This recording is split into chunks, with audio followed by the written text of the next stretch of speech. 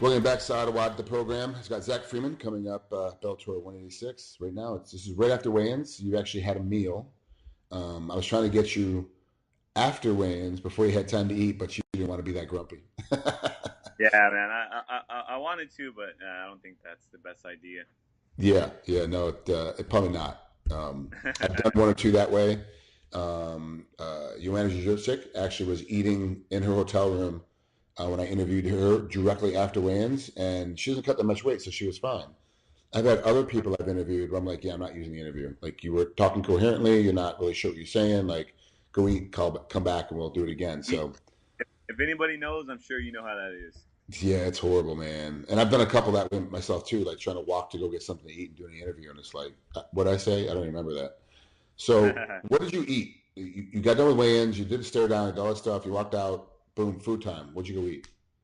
I actually had a pasta. I had a pasta. I don't even know what kind of. It was like rigatoni, or I think that's the only pasta they had there. So I Okay, had that.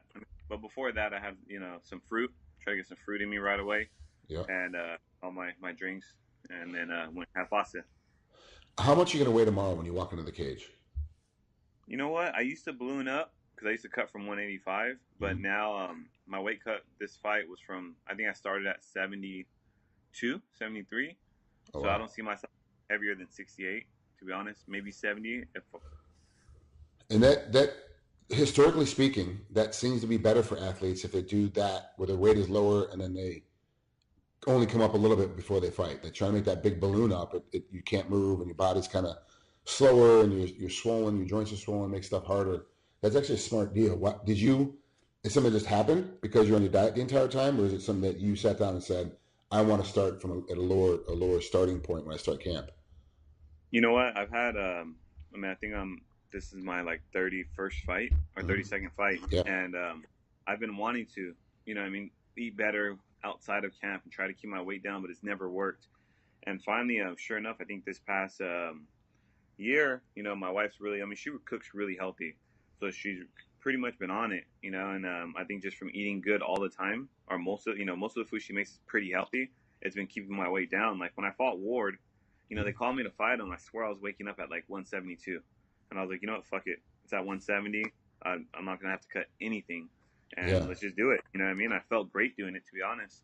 So after that, I'm like, dude, I really don't like cutting, and now that I'm even closer I am than I was before, but I don't even like cutting from 70 to 55. To be honest, it's like why, you know? Yeah, but you figure that to be competitive, you're gonna have to cut something. But cutting from Yep. 85 down is a big jump. Cutting from 72, 73 down to 55, that's not bad. But yeah, would it be better if you're 163? For sure. If you get another 10 pounds off to make 55, yeah.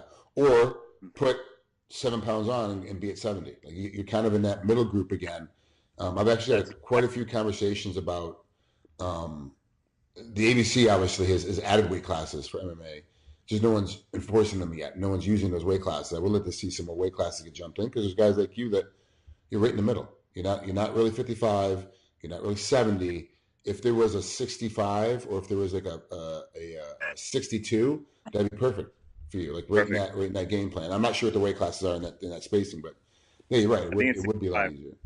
Yeah. Yeah, I think it's 65, and you're Okay. absolutely right because at 70, like you said, I'm too small because there's still those guys that cut from like 210 Yeah. down to 70.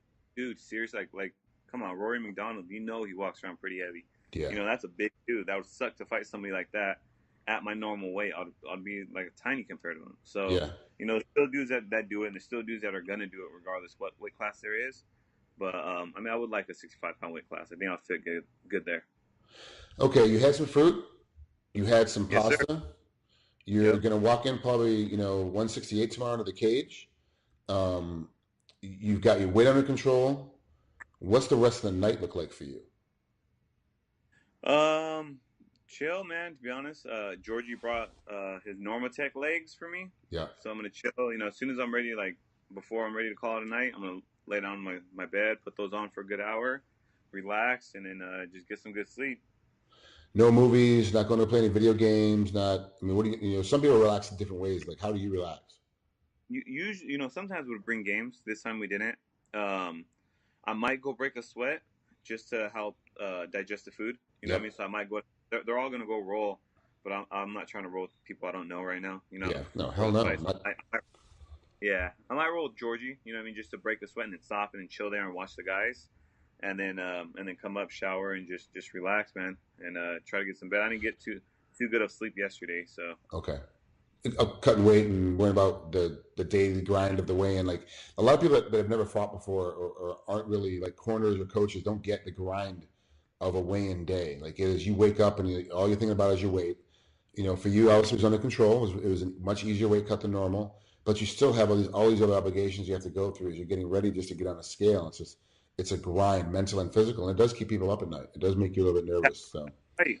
Yeah, it's half the fight. That weight cut is literally half the fight. Now I got to ask about you and Georgie. You guys are together a lot. I mean, you guys are always hanging out. He's always in your corner. Is there any time after training camps and after fight camps like I'll see you in about 2 weeks? Like, what's up, brother? You're lucky when he flipped the phone around. You're lucky he wasn't picking his nose. Yeah, I know, right?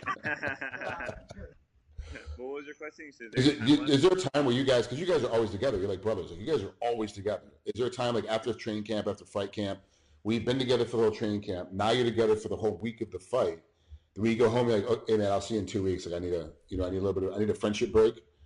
yeah, no, I mean basically best friends, and we do hang out a lot, especially when it comes to training. We push each other, so we motivate each other, and we try to do other things outside of the gym that still keeps us active. So you know how it is to train Yeah. every single day, do the same thing, you get burnt out. So we do try to come up with different things to do, whether it's mountain biking or we used to play tennis just to get a Yeah. workout. Now we both do have families. We got kids, so I spend a lot of time with my daughter and my wife when I'm home. And then when it's time to train, he's usually right there with me. So we train every day, so we see each other every day. But outside of that, I mean, we probably lately we've been hitting, going straight home because we got kids at home, Yeah. and you got to try to average out the time. Yeah, no, I totally get that. So in practice, when you guys are working out, okay, we're gonna do whatever this workout is, and Georgie gets me every single time. He always wins this particular portion of our training, whether it's tennis or if it's mountain biking or it's wherever. You're like, okay, I'm bringing my A game today because I got to beat him at this particular spot. Like, what is that thing that he always gets you in? What does it get me? Like what game or what? Yeah, what game? Anything that you guys are working out I'll at. be honest. When we go mountain biking, he kills me going up the hill. But when it's time to go down the hill, I kill him. You know what I mean? So we have our things. We used to play FIFA, and we're real active on Xbox. Yeah. And then like we started, we're getting arguments over it. Yep. But yeah, so no, we haven't played that in a while. But I mean, we go at it with each other. Yeah, as friends do. You get after it. Yep. So Yep. let's talk about Zach Freeman, your opponent. Obviously, you watch tape. It's the end of camp. The game plan is set. What do you see when you watch Freeman on tape?